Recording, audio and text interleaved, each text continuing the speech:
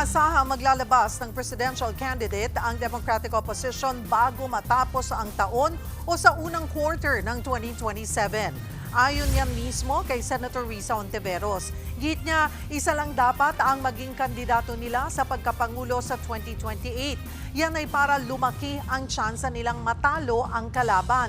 Nauna nang sinabi ni Hontiveros na handa siyang tumakbo sa pagkapangulo. Sakaling mangyari yan, isa sa makakalaban niya, si Vice President Sara Duterte, na nauna na nagsabing tatakbo bilang Pangulo sa 2028. I am seriously considering it, preparing for that possibility. Kaya I think it is really necessary na magkaroon kami from our ranks ng strongest, best, most attractive and hopeful offer sa ating mga kababayan at mga kapwa-botante.